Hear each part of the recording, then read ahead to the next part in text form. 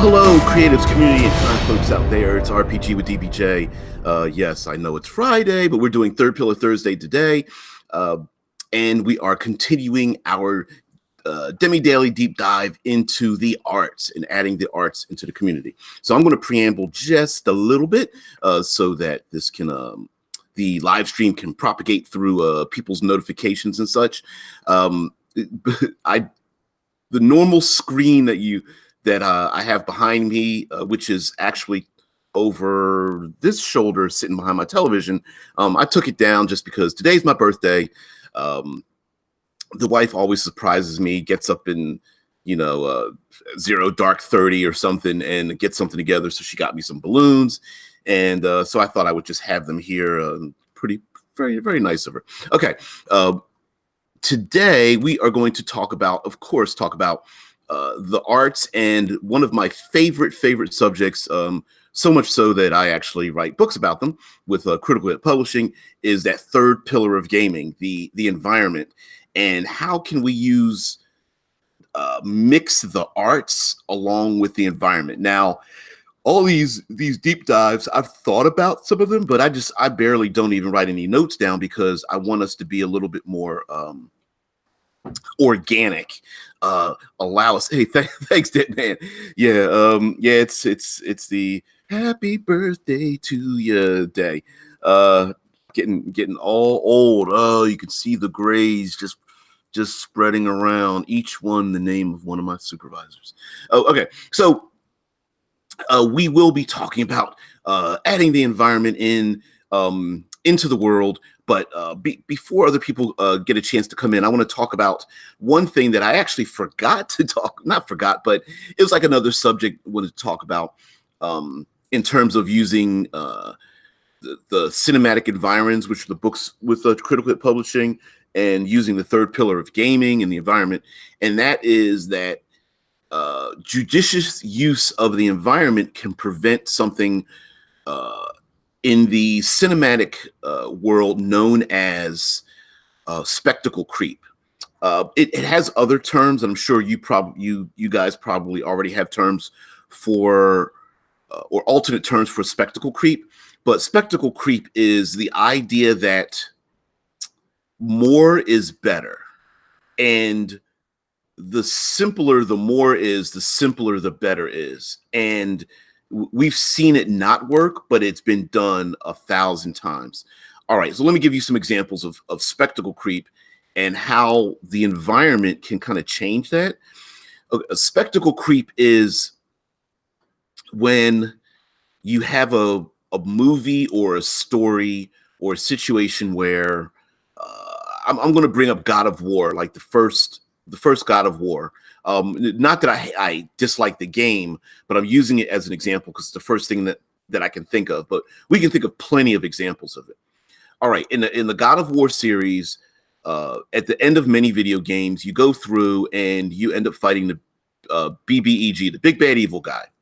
And the big bad evil guy is like, let's say, is a Minotaur.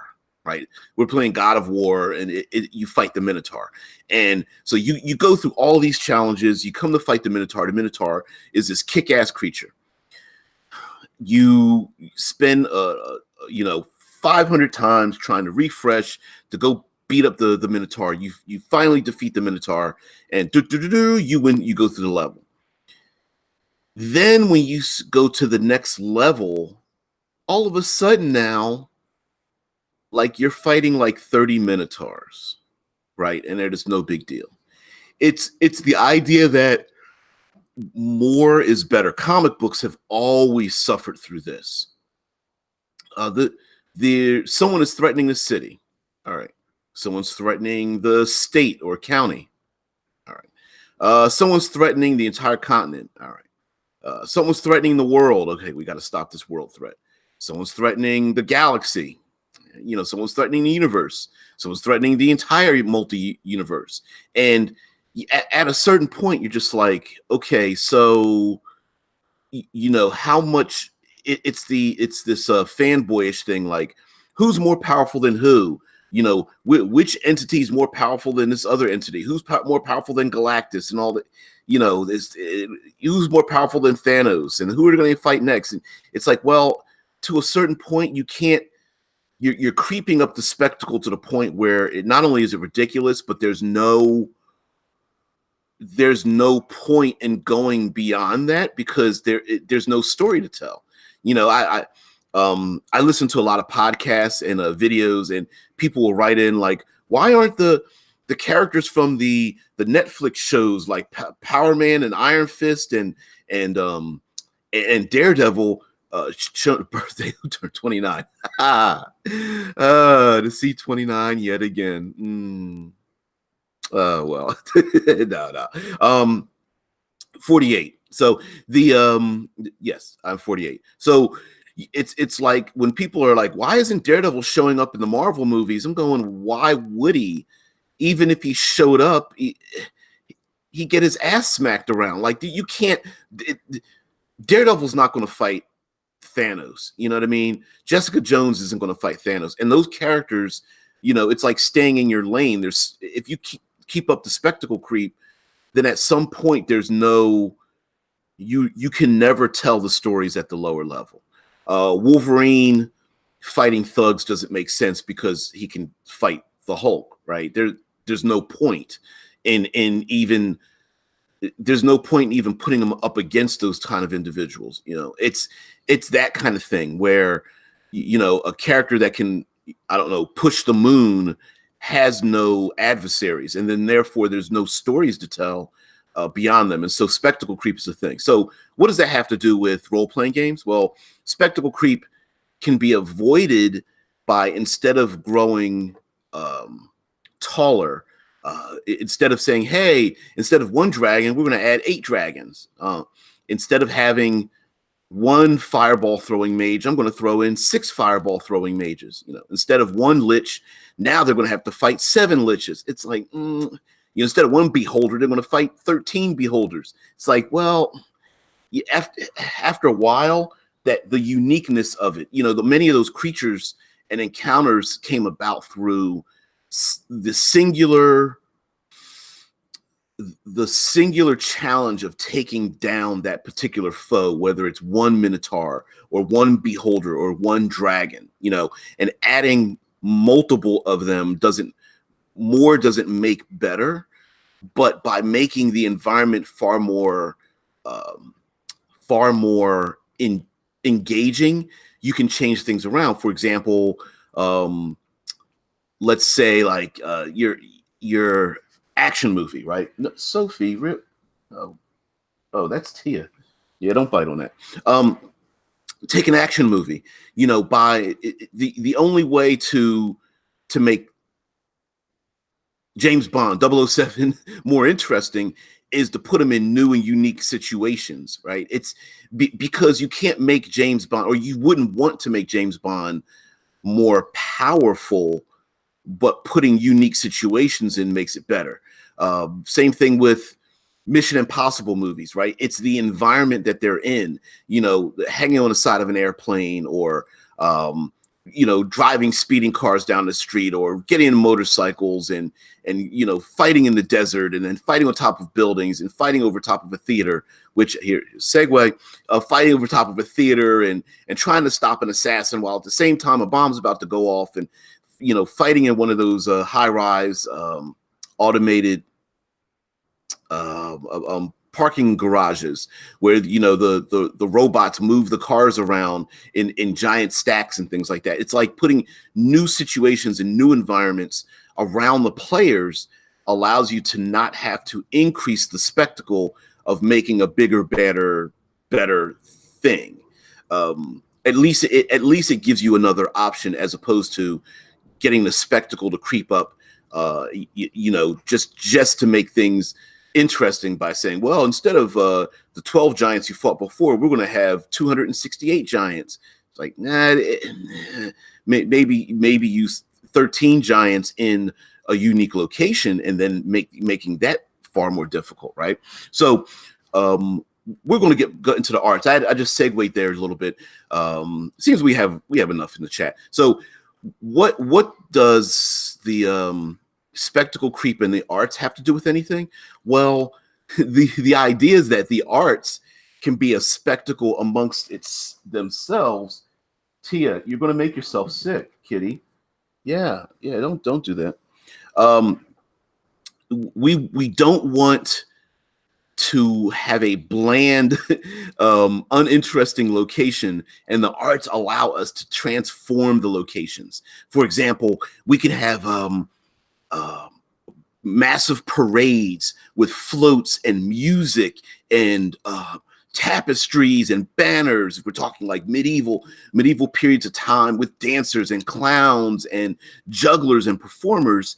And the players have to navigate in and around this parade because they're being hunted, or they're hunting down someone who's stolen some important missives that must get to a particular baron or something of that nature. We can use the arts to complicate the environment, and the arts are a great way to do it, because in many ways the arts are the thing that makes the environment what it is, right? Everything from architecture to music to in many ways the things that draw people out. Joseph Keenan even brings up the fact that even the people who lived hand to mouth, what we would consider the poorer folk, still had time to hand make things that were colorful and designed in certain patterns that elicited things in nature and animals, and would hand make toys and things for children, for them to play with and such. So, but we're talking about adventurers, so we need to make the environment really dangerous for adventurers. So an idea would be that before we get into mixing magic and the arts and danger, just simple things like I was saying about the parades. Maybe there's many of the locations that the arts are performed or created or discovered can be hazardous itself. An artist's loft can have, buckets of paints, and could be like a maze to run through, as there's all these canvases and pieces of art, stacked away and in the various pieces, various locations in the loft. Maybe there's a great band playing, and they're playing for the crowd, and the band's noise level is enough to make it hard um, to speak to someone. So it could be hard to communicate unless someone uses a particular power or spell-like ability. Maybe someone, charms an enemy, but it might be hard for the enemy to hear them because the noise is too loud. Alerting an ally or giving bardic inspiration, maybe in your world, like you have to verbally speak to someone to give them inspiration or guidance or something like that. I guess I am flowing into magic. Spells that have an audible component for it to affect someone else might not be able to be heard. I don't know if music could even get this loud in particular periods of times, but it could be something. It could be in noises, whether it's cheering and people in the crowds and music and everything. A festival so loud that it actually mitigates the audio component of, like in Dungeons and Dragons, it could be thunder damage, that sound that causes something, and maybe it's everyone's got resistance to it because it's not really that much louder than, yeah, sure, it might rise above the din, but it's not going to be that much louder than anybody else can hear. So that could be a limitation that way in terms of communicating with people. Of course, when you have the arts, maybe there's a place where people gather and it could be extremely crowded, and if it's crowded, those people become difficult terrain, or it might even be more difficult than just applying difficult terrain. Maybe someone has to make ability checks or skill checks to maneuver through the crowd. And sure, someone can use their strength athletics skill to just push through the crowd, but maybe the crowd starts to get irate and the guards come out of the woodworks, whereas maybe using that charisma persuasion or charisma even deception to hide and sneak and move through the crowd, or even charisma intimidation to get people to move out of your way because you need to escape from or chase after a particular foe. And of course, the smaller characters, the ones who can fit between people's legs, yeah, they might have an easier time to get through a crowd of pretty much medium-sized humanoids, whereas the larger characters or something might have a very difficult time pushing through crowds and such. But of course, we have on display a lot of the arts, and as I've said before, hey, Scott Post says drunkish revelers would be pretty agitated if you ran into them. Exactly, and they'd be itching for a fight, right? Of course, they're drunk, so they don't know they're going to lose the fight. But again, the idea is to make it complicated, not to have them, hey, you bump into 18 20th level drunken revelers, you know what I mean? That doesn't make any sense, right? But the drunken revelers would absolutely like, hey, you need to stop pushing people. That kind of thing, right? You could have the drunken revelers are like pulling on them or standing in front of them or like grabbing on their clothing. We mentioned before about like running through an area where there's like homeless camps or something, or maybe even a lepers colony, where the people might be grasping onto the player characters, and it might not just be causing them to slow down. They might snatch stuff inadvertently from them. Also, when we use the arts, and of course, as I mentioned earlier in the week, the arts can be anything that's artistic: dance, singing, music, visual arts, painting, sculpting, anything in between. Larger civic-minded arts like architecture and city planning and design, and just in general, there are things in our culture that some of us may not even consider to be artistic, but other people, when they see it, it very much is, like sundials or fountains in the park, monuments to heroes or special occasions or something like that happened in the past. And those elements can be used as artistic things. For example, there might be a park filled with these statues that are like pillars, and that might be those monuments might be cover. Everyone's using them as cover and hiding behind them, shooting their crossbows and blasting their spells or something, and trying to capture everybody. And it's like, oh, I'm going to have to use an area effect spell because to get around them. Or maybe there's art in the park kind of thing where an artist is allowed to erect their complicated network of gear worked equipment or something, and so it's so crowded in the park and people are walking around looking at everything that maybe it prevents those opportunity attacks that somebody really loves, because every time you turn around, someone runs past you, turn around with your pike or something, and it bumps into some giant gear that this gnomish artist has erected in the park that stretches for 300 feet or something. There could be very many things, such as the rooftop tapestries, which could also substitute for hanging laundry or something. But there could be a park with tapestries that depict something, or it could just be a general artistic display of saffron, robes just strung, 300 of them strung all over the park, one right after another. And that could be visual cover, but a spell or a weapon or something could fire through it. So it's not cover from physical harm, but it could be cover from physically targeting individuals. And I mentioned before, I have one of my verbal component videos where I talk about shutting down magic spellcasters. Many spells, we don't think about it, but many spells require the spellcaster to be able to see their target. And it doesn't necessarily mean that the target is protected from harm, but if they can't be seen because they can't be seen in the crowd, or they can't be seen behind a tapestry, or they can't be seen behind the monuments erected in the park, then the spell cannot target them. And so there might be something to have to push people, out in the open to be targeted or something. Azala says bushes trimmed in the shape of great beasts, which, okay, then we're going into like, hey, I want to animate the bushes, but what are the topiaries?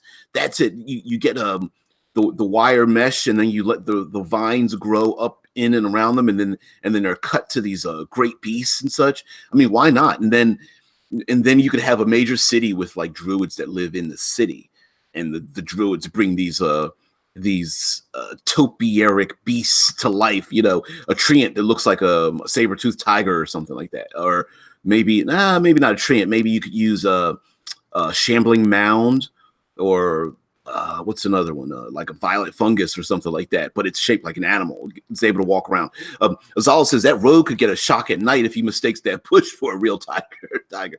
Yeah. And why not, right? Why not surprise the players when they go into the bush and they see these great monsters in there, and it surprises them, maybe shocking them out of, being hidden away, and guards chase them because they're afraid they might get attacked by the giant tiger, that kind of thing. So yeah, that could be a possibility. Or even hiding inside of the bushes could be used as cover to increase the opportunity to strike someone from a sneak attack or stealth, using stealth, because there's all these things around. There's also the idea of like, if there's a major band playing music and someone bumps into someone that's playing in the band, you're going to draw all the attention towards you. You're that guy that disrupted the band, and everyone can see it and hear it when they're playing the music. Like, it's all nice melody, and then all of a sudden you hear the as everyone's like dropping all their musical instruments. The drummer, puts his foot through one of his drums because someone bumped into him. The flute player drops the flute, that kind of thing. The person strumming the lyre, the strings pop because one of the, player characters bursts through them, or the orcish horde knocks them down or something. Yeah. Yeah. Don't bump the DJ. Scott Poe says, don't bump the DJ table. Yeah. Don't be that guy, right? Don't be that lady that's just like, oops, sorry. And everyone looks around like, you need to put your drink down. Please don't put your drink next to the DJ table, because you're just going to ruin everything, But yeah, I mean, that's the thing, right? We know if we're seeing people are watching a dance or theater, there's acting or whatever on stage, and someone runs across the stage, it's like everyone's looking at that person. Letting your phone go off in a quiet theater, the damn screen that, pet peeve. Shut off your phone. You're not that important. You know what I mean? Yeah. Azala says, no one wants to be that guy, but we all know that guy. Yeah, that guy's like, please move away from the table. Please just move, but really, like, someone could take advantage of that. Maybe someone pushes that guy into the table to draw attention to them, so someone else can, the distraction brings all the eyes towards the DJ table and everyone else looks away, right? Like, you go the opposite direction, everyone else is focusing on one thing. Absolutely. And putting people up on display, whether it's not just people, but putting things up on display, can also draw people's eye towards it, whereas making it simpler for maybe the player characters to say, oh, everyone's in the park. Maybe that means most people are out of their homes. Great chance for me to sneak into a window, be a third story guy, and come in through a skylight window or something. That could be timed out. Or maybe even one of the player characters, the bard, starts to tell a story in the park, or sing, or dance, or juggle, or spitting their bladed weapons, in the park, and it's a fantastic display, and everyone's like, ooh, wow, and everyone's got their eye on the bard, and the road goes and slips away, and it's like, oh, everyone's got their there. Yeah, my birthday. Yeah, turned a youngish 48. So, yeah. Yeah. It's so many things that you can do, making art, using art, and using the arts to complicate the background. And of course, much of what I'm talking about coincides with like festivals and celebrations. Not that you have to have anyone. Thank you very much, Rickard. It says happy birthday. Thank you guys very much. So people have I don't know anybody else that wakes up, friggin' 5:30 in the morning and start doing the live streams all the time. But but I've been getting some well wishers wishing me happy birthday on Facebook. That's really very kind. So yes, thank you very much, Azala. Yeah, 48 years young. Uh, physically, no. Mentally, I'm still a kid. Still just a big old kid. So yeah, I'm sorry. I'm going to invite someone here. I know this is very unprofessional of me.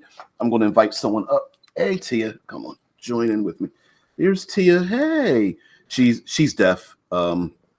She's one of 3 kitties that I have. So, the other thing with let's getting back to the art. So we're talking about celebrations and festivals and things like that. But that's not all the locations where art is exhibited, right? Art is often exhibited because people want to celebrate something. They cherish something, whether it's the art in and around a church, or the art in and around a rich and noble location, where the nobles and the rich people and the rich merchants live, and they want their streets to be clean, and their statues erected, and their paintings and things painted in a certain way. And common sense doesn't always necessarily make for a great location, right? Many of us have gone to, we visit when we travel and we want to go on vacation. We go to places where the architecture or the city design or something is important, and it is something that we want to engage in. Azal says, well, hey, if technology kept on going, there's a chance you could be immortal here soon. Hey, listen, Isaac Arthur and Ray Kurzweil and Elon Musk and the rest of these guys, please break that code. Get those, what is a little dangling shads off of our DNA somehow, or it's like a timer for our DNA to go out. I'm like, hey, please, immortality, brain downloading, I'm there. I don't care whether it's technological suicide. I'm doing it. Foolish QE says, I'm here, just finished the game match so I can so I can't type happy B-Day. Thank you very much.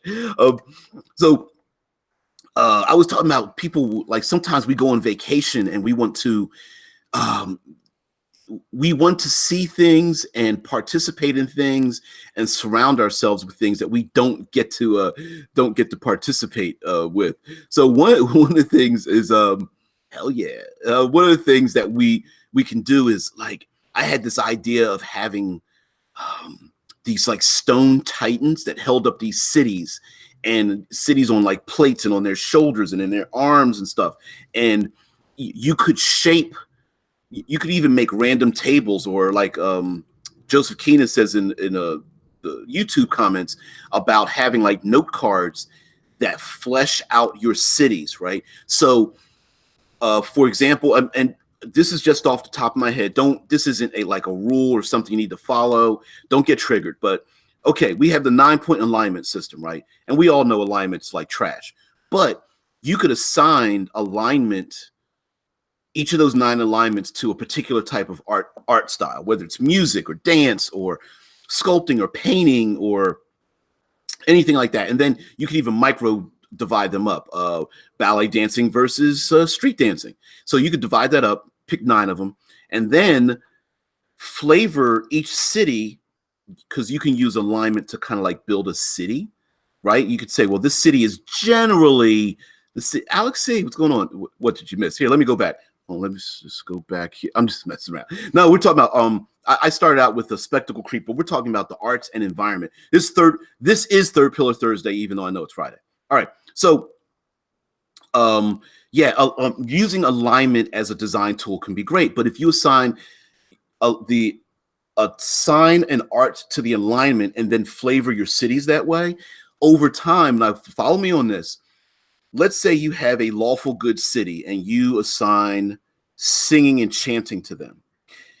You don't have to tell the players what the quote unquote alignment of the city is, but they may pick it up and go, oh, each city I go to where they sing these like Azala says in the brain of his comment, gospels, they sing these gospels, the players will go, oh, these people are very like lawful and they're good and just. whereas maybe the chaotic good cities are more into more of a tribalistic or street dance. It's more seat of the pants, pull from the heart, spasmic kind of dancing in the street with wild music, and it's pushing each other and getting everybody involved and getting everybody to dance. No matter, no, there is no method of you dancing good or bad. It's just you have to be involved, and we're all going to just party. And so, Jared P says, "What alignment was your party?" Haven't had one yet.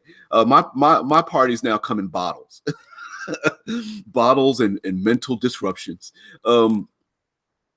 Yeah, Jared P says, "It's Third Pillar Thursday on Friday, even though it's about to be Saturday over here." Yes, we are time traveling. We will be time traveling. Although I'm confused. I don't know where you're located, but yeah, we're absolutely doing that. So, but yeah, you could have a situation where create these situations where using the tools of art can elicit what you want your players to think of in your world, and then taking that and using it in the environment, right? Yeah, chaotic alcohol party. Absolutely. Yeah, maybe I shouldn't have said that. My parties come in bottles. No, but like, yeah, we can use those things. So, for example, we mentioned before about magic. I loved that. Loved as if it's in the past. I love the idea of having magic spells written into the walls, like mosaics and such. And to learn the spells, you have to read these mosaics that are spread around the castle walls and inside the streets and along buildings and such. And each realm could have their own magic. For example, you have a realm where they do chanting gospels to the divine and the gods. And so those spells or magic might come from there. Where now when the players arrive in these locations, follow me on this, right? Normally we think of like traps, or even in me is even like the environment, avoiding it. Make a dex save, make a strength save. True alcohol, yeah, bottle of true neutral.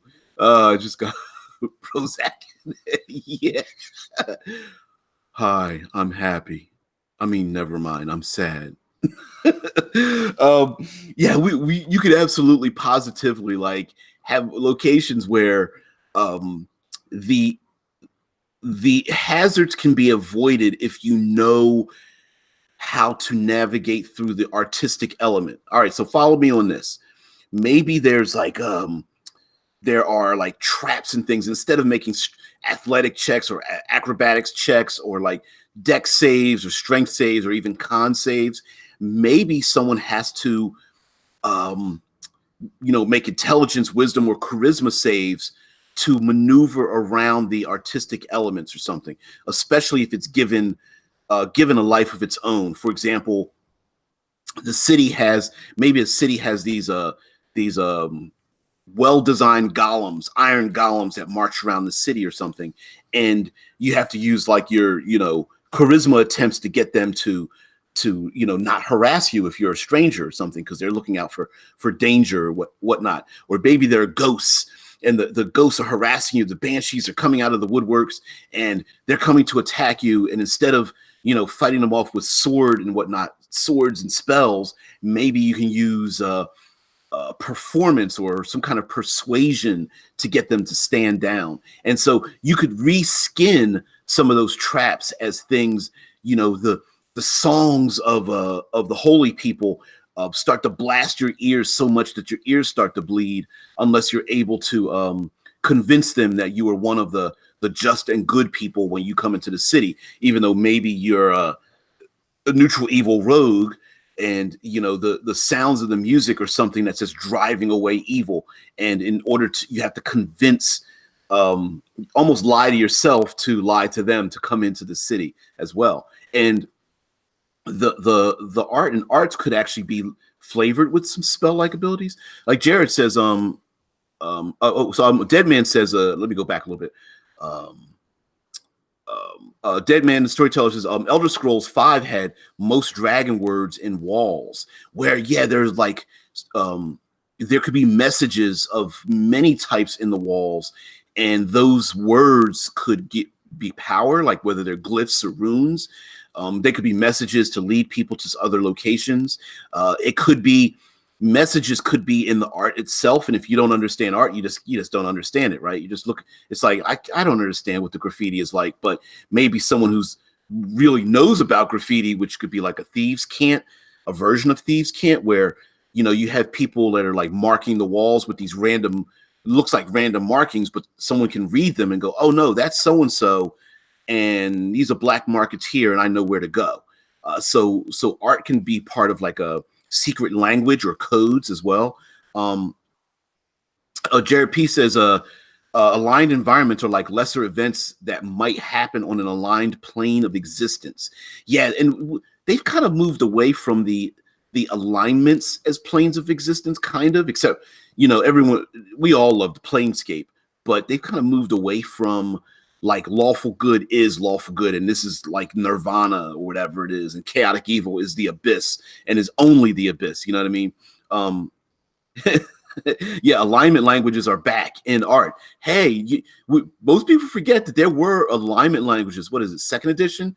That each alignment had its own language, and it was referred to as like it's like a combination of like the art and body language and inferences in language that are not normally known. Like, for example, Run DMC, not bad meaning bad, but bad meaning good. When that song originally came out, and it was, oh, that's bad. It's like, well, the person who doesn't understand that will take it literally, whereas the person who understands that alignment is like, oh, I get what you're saying. I see what you're saying. Scott Post says, I'm about to send my party into a Fey enchanted, mostly sleeping town from the last age. Maybe they decorate the trees with into art pieces, which could cause confusion or I can understand their resistance to charm. Yeah, the Fae have to be placated to lift the enchantment. Yeah, and it could be, hey, maybe the Fae creatures are like, tell me a story. You know what I mean? It could be, sing me a song, or let's have a little dance. There's some drink. Let's have a little dance. And the PCs that are like, I'm not dancing. I'm not singing a song. I'm a barbarian. The Fae creatures are like, all right, that's cool. I hear you. We're going to come and smash you, sure, but hey, that other character that like has no combat abilities, but he's telling me a great story. Go on through. You're fine. Just keep on going. You know what I mean? It could also be, there are. Rickard Johnson says that was back when alignment wasn't seen as what values and morals you have, but which side in the cosmic struggle you were on. And see, I don't think there's I never had a problem with alignment, because I always felt that the whole point was that humanity is made up of everything. The prime material plane is made up of everything. Humans are made up of nuance, and we may mostly fall towards one alignment, but we don't always fall towards an alignment. But the cosmic beings, they absolutely do. The creatures from the abyss are demons. They are chaotic evil. That's what they're made from. It just because a human being may fall towards chaotic evil doesn't mean that, in a little part in their head, they're kind of nice people, and they do feel, some kind of sense of loyalty to something. And, there are laws maybe they don't want to follow, but they still think are, good for society. I mean, there's that little part in the back of their head, whereas demons just don't believe that at all. There is a cosmic struggle. So though it could be that, yeah, but we're not getting sorry. No squirreling. Get in alignment. I remember reading a book about a warrior who had to get something from a god. It was actually a magical leech that fed off of a god, but it wanted a song. And imagine here's a great way to have a. We talk about the third pillar of gaming, the environment, right? But there's also a way to do 3-pillar encounters. Right, so you have bad guy, you got PCs, they want to fight, but you can have a third element in there, a third element where saving a piece of art from being damaged, or going after a song, or protecting a statue from being, flipped over, where, someone who doesn't care is, in the background, like, putting their back up against the statue and their foot against the wall, trying to knock the statues back over onto someone, which I would absolutely allow to happen. Like, those can be things where you can use the art as reskinned traps in your environment. Scott Post says, good and evil are always actual forces in fantasy and fairy tales. It's blasphemy to hate on the alignment system, whether you use it or not. Yeah. Having that, I never had a problem with it. I think it's people finding something to use as a tool to bring out more or less their lesser or greater assholishness. It's just like people who abuse rules light systems versus people who abuse crunchier systems. It's the whole idea of metagaming and characters that are overpowered or min-maxers and stuff. All of those micro descriptors are just come about from a person who just wants to bring out their inner a-hole. That's all that is. But going back to things, reskinning stuff, right? I'm a big proponent of reskinning things or modulating them or changing them around. So, for example, Eric says, I could fill a full week to list all the problems with the alignment system as used today. But in saying that, squirrel, yeah. Now, I don't like, again, I don't think it's a problem with the system. It's a problem with the people. It's just like, there's nothing wrong with seasonings in your food. There's a problem with putting too much seasoning in your food, right? If you dump over, a pint or a quart of salt in your food, there's nothing wrong with the salt or the food. It's the amount of salt you put into it, right? It's a flavorful thing. But whatever. So you reskinning things like statues or tapestries, for example, in your player's handbook or whatever, or a DMG, you've got traps and stuff, right? So you can have, I don't know, what is it? The collapsing ceiling trap, or what's the classic Indiana Jones trap where he's running away from the rolling ball. Well, reskin that to have someone knock over statues that are 30 feet tall, or knock over the monolithic pillars that have been erected in the square temporarily, or the person who's selling the carved tree trunks made into totem poles or something, and someone pushes them over, that could be reskinned as the trap.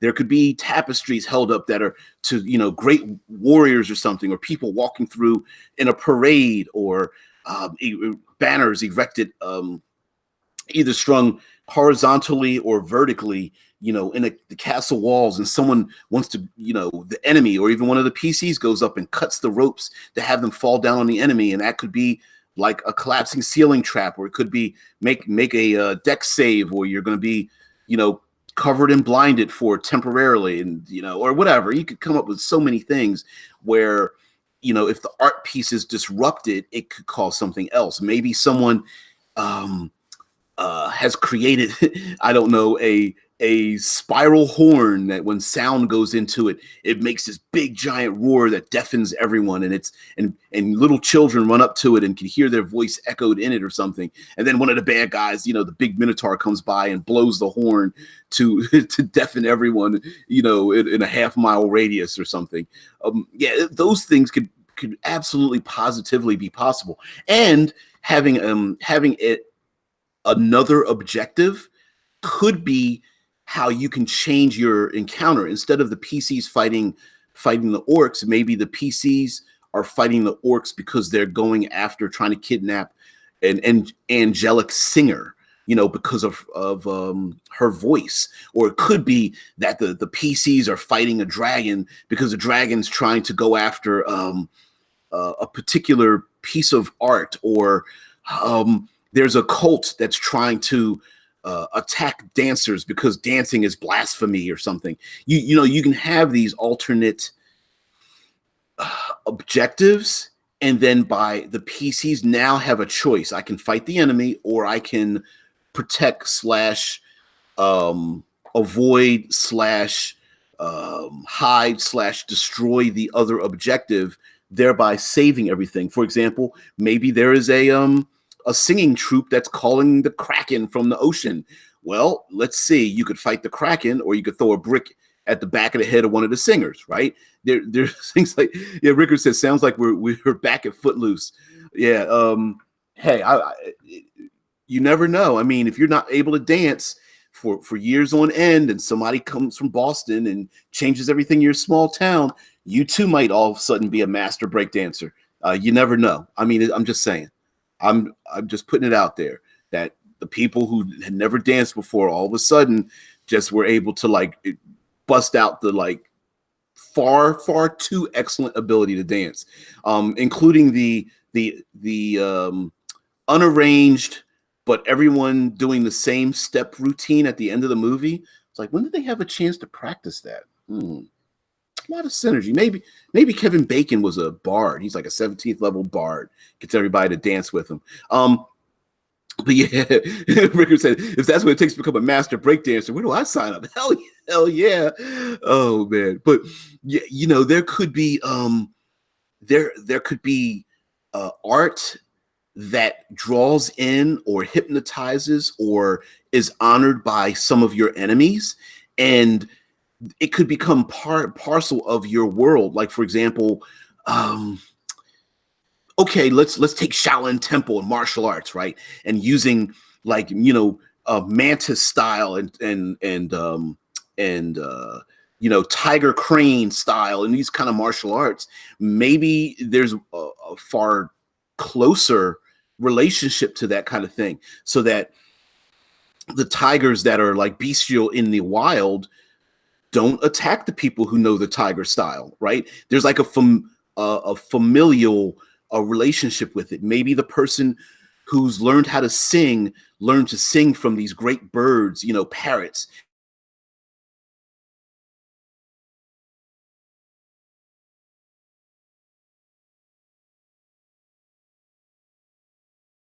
And intonate, you know, their familiars, their pets or something, or even summon animals from the wild. Like when someone casts a spell to summon an animal, it's not summoned from another world. It just comes out of the wild. Like, oh, I heard that. Yeah. Oh, yeah. Woohoo. Yeah. Woo shoot. um, so there could also be, you could also grant particular cultures in your world. Um, yeah. Maybe you can pronounce, you can grant particular people in your world spell like abilities, but to them it is very natural.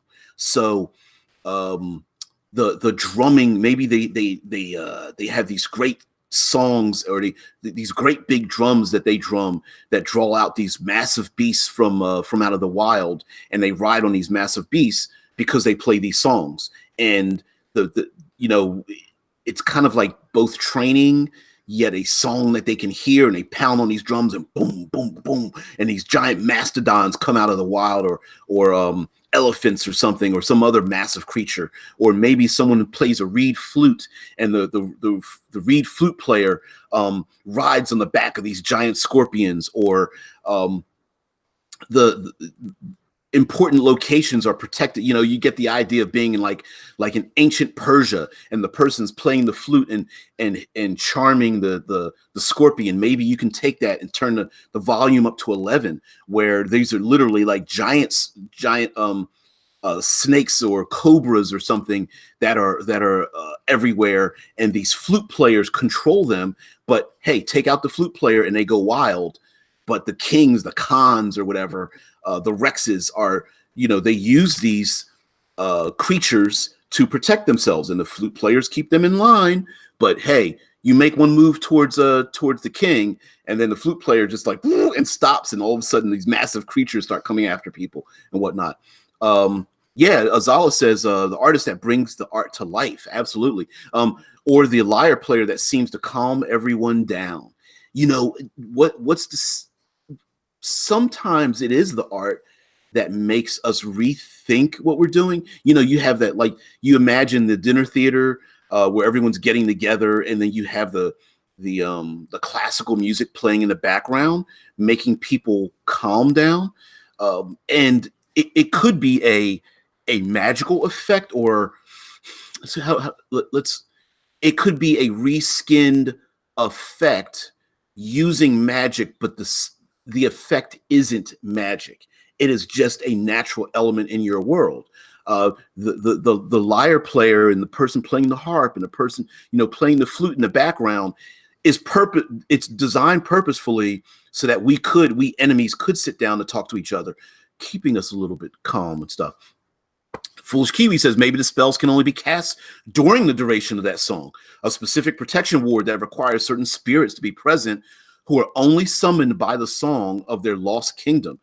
Absolutely, like you could absolutely limit slash flavor the spell like abilities in your world only when these particular songs are sung, whether a certain dance is performed, whether particular banners that have like artistic colorographic markings on them are revealed and held out to the masses and such. You could absolutely have the armies, you know, covered with like guidance and bless spells and other things, bane and boon spells held aloft on these big giant banners. You know, I'm going to go deep dive into Magic Gathering here, like the orcish oriflamme or oriflame, you know, like the big thing that's held up that the armies can see, which has a magical effect on the people, and then maybe you or your enemy can target that, burn the banner down, which removes the bonus the armies have because that banner is giving them this great, you know, great benefit on the battlefield or something. Scott Poe says a bard and illusionist could make a great duo in that respect.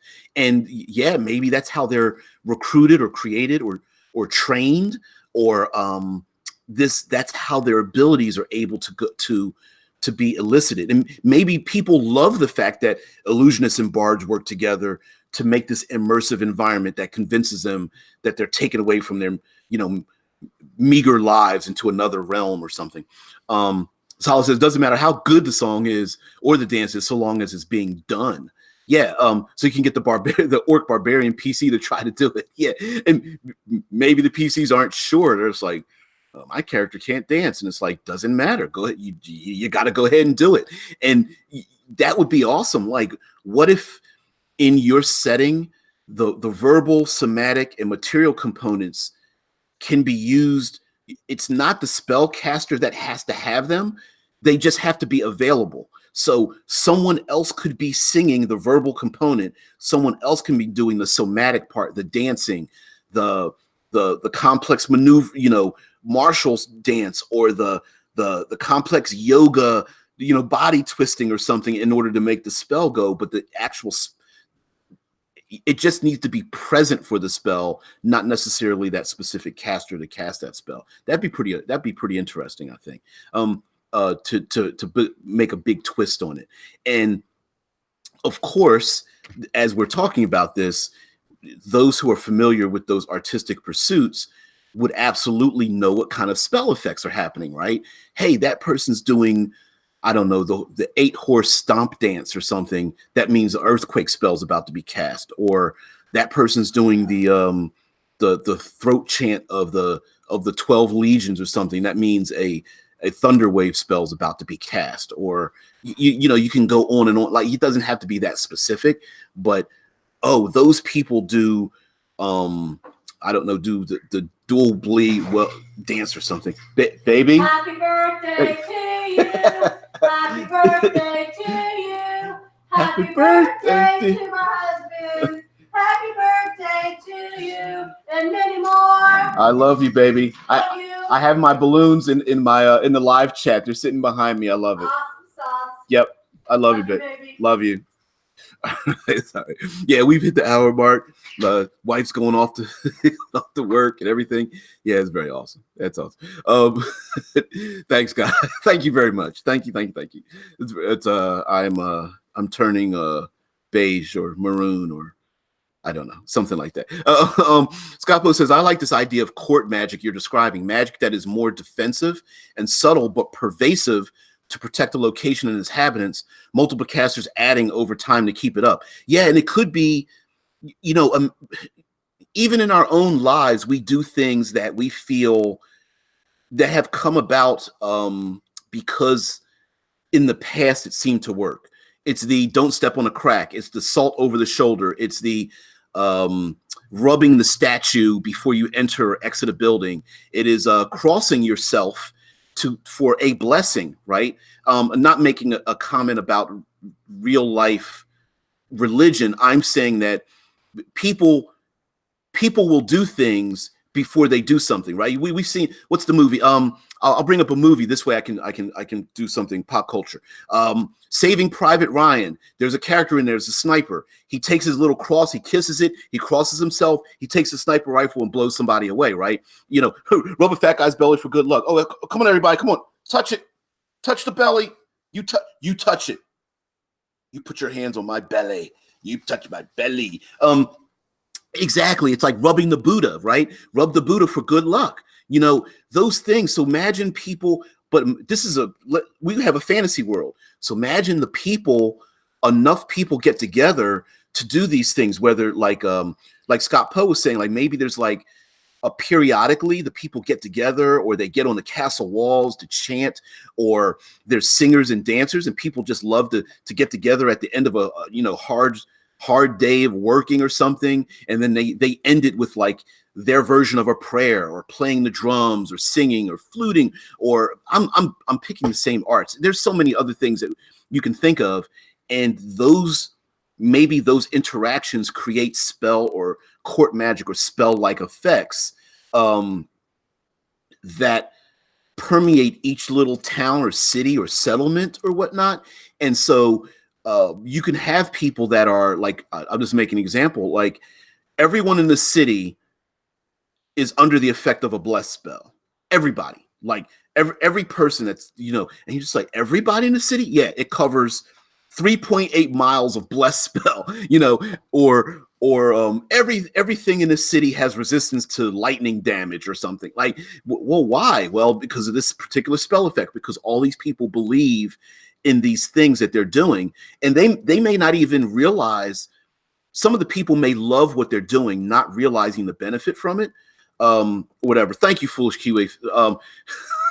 Now I see buffing chef. Yeah, Iron Chef. Yeah, chef, pottery, glass blowing, cooking, whittling wood art, etching, inking, tie dyeing. Shit, there's so many things. Go. Today we can go through a one of those festivals of like arts that we have in the summer times, no matter where we live, and plenty of them will have people who are master artists in whatever they do in your small towns and such. As Allah says, I just thought of a little town that has a once a week party to keep the spirits happy, and the spirits then protect the town for the week. So no guards or anything when the PCs first come in. And that's a perfect example. Spirits, fey creatures, something the people, they have this party, and they are so protected, or they know there's no danger, that they're just like, hey, let's have this party. And we're giving, maybe the ancient spirits are warriors that died to protect them in the first place, right? These, let's give everyone, raise a toast to the ancient warriors of the 8th generation or something, right? And they're like, raise a toast, rule, drink, and everyone's like, and someone starts singing and dancing, and the ladies are lifting the skirts and the men are stomping the boots and whatever. Or maybe there's a ballad and everyone, bows their head and someone recites the words to a great ballad or something. Yeah, it could be all these things. Then when the PCs start causing trouble, all of a sudden these ghosts come out of nowhere, and they're just like evil spirits, like, we will kick your ass. You touch these people one more time. You know what I mean? And they, it could be that there could be undead the undead could be scary, but they don't have to be like flesh dropping off them. They could be wraiths or wights or something that protect this town. And they're just like, these people sing to us, they honor us, we're going to protect them forever, no matter what you say. That would be awesome, to have that. And there could even be wild animals that are placated by like the sound, or the people make these are great chefs. They make food and they leave out some of their food for the wild animals that live around them. And so the owl bears come in and they eat the food, and the people pet the owl bears, and the owl bears go back into the wild, and they're just like, oh, okay, we always leave another, an extra plate for the owl bears that live out in the wild. But lo behold, the person that punches the chef in the face and can't make another meal, you know what I mean? Let's see. Foolish Kiwi says lots of arts towns could be very integrated, even weaving. Dead Man says Exalted has a couple of towns like that. Exalted, wow. Bucket of D10s. Scott Post says laundry on the lines will happen to follow color patterns. Same in home gardens, door colors, etc. to bulwark these ritual magics. And that could give a clue as to the type of ritual magic. And such. Yellow represents something rather than red and blue, or maybe the color patterns. Oh, they have a red, a green, and an orange thing hanging on their door versus a black and a brown and a silver, right? Azala says we feed the wyvern so the wyvern doesn't eat us. And basically, kind of that's how we were trained by wolves, or maybe we trained wolf. Like, that's how that symbiotic relationship happened. So the PCs could go into a place and they start killing the wyverns, and the people were like, you're not supposed to kill them. They're like our protectors, because the wyverns keep the other bigger creatures away from us, right? There's a hive of ankhegs, we need to burn them out. And the people were like, no, the ankhegs dig tunnels for us because, I don't know, for some reason, maybe the ankhegs help the dwarves in their mining expeditions, and then you just killed off their hive of ankhegs, even though they're pretty dangerous. But the dwarves make, I don't know, potato gruel for them, and the ankhegs come in and eat it, and then in return, the ankhegs go digging through the tunnels again, or something, right? There could be a tribal faction that raises and paints rust monsters, and they ride on the back of rust monsters. They paint them, vivid colors or something like that. And the rust monsters are just like, I just want a couple of copper pieces, but maybe they, they go to the mountainsides and they eat the minerals that are in the mountainsides and in the streams and stuff like that. And they ride on these, rust monsters, and PCs are like, get the rust monsters away from me. And the tribes people are like, we use like obsidian and bone and wood. Like, we don't even know what the hell you're talking about, Foolish Kiwi, I hate green food. Dwarves making food based on colored spices. Why not? There could be. Imagine the PCs come into town, and there could be like, oh hey, everyone's happy, and then you try someone's ribs, but the other person, you're like, these ribs are all right. Like, all right, they're the best, And there's like a food fight, like a foodish fight. It could be spice fights. In this. Yeah, I hate dwarves. Green says green food. Damn food mimics. Yeah, why are you guys eating rust monster food, villagers? Like, I mean, those things could be real. Villagers are eating. Hey, wearing, not eating. Yeah, you don't want to be caught wearing like you don't want to be that guy that's wearing like the dragon skin armor that ends up having to talk to the dragons. Yeah, spice fights. Are we talking about Dune? Hell yeah. I mean, who's to say that these special spices don't give you something a little extra when you go into town? And maybe that's how you can, you can reflavor those potions, those alchemical things, because that's how these people live on them. I mean, maybe I'm just making this up. Maybe there's a potion of giant strength that's reskinned as the spices they add to their foods. So the people here have like an almost permanence of like giant strength inside of them. and they live in the wild, like they're like Goliaths, but it's really from the spices they add to their food. So when the PCs take that spice away with them, instead of writing down potion of giant strength, they have to add the spice into their food to gain the benefit of the giant strength, air quotes, potion. You know what I mean? It could be something like that. Same thing, like foolish cues. I could totally see a druid wearing berries as little earrings too. Yep. It's spices, berries. You could always make something natural that's possible, and maybe these people grow the trees with certain fruits or berries in groves, or certain veggies. Yeah, that's what you're saying, is they add some spice of life. Add a spice of life. Okay, guys, we hit the hour mark. I've squirreled far too much in these things. We will have a live stream tomorrow. The live stream will be Future Friday on Saturday. Is it foolish things? Ooh, crop circles could be made as giant runes. Hell yeah. Someone flying overhead, or the lone player that wants to play the Aara Kokra character, or fly spell, or flying carpet or something, sees these giant runes, and the people make these crop circles that are like giant runes, and they've learned how to make them. And it takes more than just the spellcaster to do it. Maybe it takes a group of like 50 people to make these crop circles just right to make these giant runes. Thank you, guys.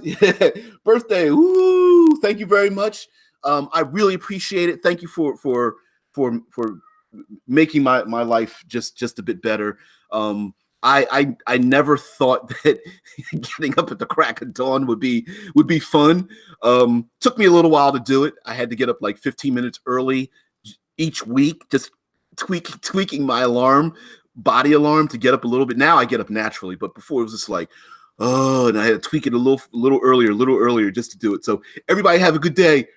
Kiwi, Azala, Poe, Ricker, everybody, and Alex C, and everybody that like loves to join in. Thank you very much for making this very popular for me, enriching my life, because me, top of my head, random things, I don't know what the hell I'm talking about, and then you guys are like narrow it down, focus it down. So thank you very much. I will have a great birthday today. I know I'll be working another 12-hour day, but whatever. I'm gonna have some fun. So everyone have a great day. I'm DBJ. This is RPG with DBJ, contributing writer to Critical Hit Publishing. If you want to find out anything, go down to the doobly-doo and click on some random things if you're inclined to. So thank you very much, and have a great one.